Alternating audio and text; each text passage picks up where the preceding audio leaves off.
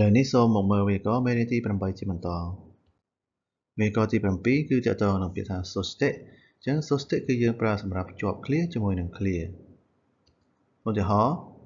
Semuriapu wa kirei desu. Soshite nigiyaka desu អញ្ចឹង clear មានថាទីក្រុងសៀមរាបគឺស្អាតហើយអ៊ូអរទៀតអញ្ចឹងគឺ soste យើងប្រើសម្រាប់ភ្ជាប់ clear ពីរបែបនេះមួយទៀតគឺតកតទៅនឹងgakហ្នឹងមានន័យថាប៉ុន្តែគឺបើថា clear ទី1គឺផ្ទុយនឹង clear ទី2ឧទាហរណ៍ Nihon go no benkyou wa muzukashii desu ga omoshiroi desu អញ្ចឹង clear នេះមានន័យថាការរៀនភាសាជប៉ុនហ្នឹងវាគឺពិបាកប៉ុន្តែវាគួរឲ្យចាប់អារម្មណ៍អញ្ចឹងgakនេះគឺយើងប្រើកណ្ដាល clear ខុសពី soste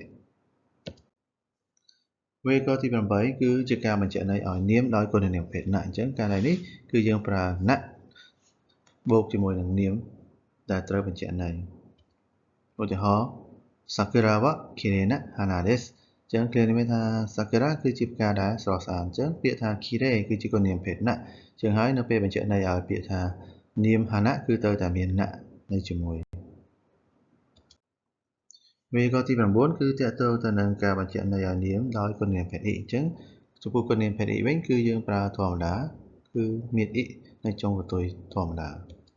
ឧទាហរណ៍ Fujisan wa takai yama desu អញ្ចឹង clear នេះមានថា Fujisan គឺជាភ្នំដែលខ្ពស់អញ្ចឹងពាក្យថា takai គឺជាគុណនាមភេទ អ៊ី អញ្ចឹងបូកនឹង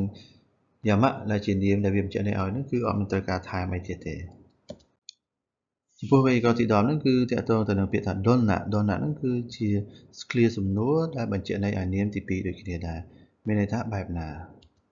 ឧទាហរណ៍សំណួរ Inaka wa donna tokoro desu ka clear មានថាតើស្រុកកំណើតរបស់អ្នកគឺជាទីកន្លែងបែបណាចម្លើយ kirei na tokoro desu មានថាទីកន្លែងដែលស្រស់ស្អាតអញ្ចឹងដោយសារខាងលើមានសំណួរពាក្យថា donna បូកនឹង tokoro អញ្ចឹងនៅពេលរៀនឆ្លើយគឺត្រូវតែគុណនាមបូកនឹង tokoro ដូចគ្នាចំពោះវេយ្យាករណ៍ចុងក្រោយនេះគឺតកតងទៅនឹងពាក្យថា dore អញ្ចឹង dore គឺយើងបូកនឹង desu ka យកតែម្ដងដែលខុសពី donna គឺត្រូវតែបូកនឹងនាមហើយបានបូក desu ka បន្ថែមទៀតឧទាហរណ៍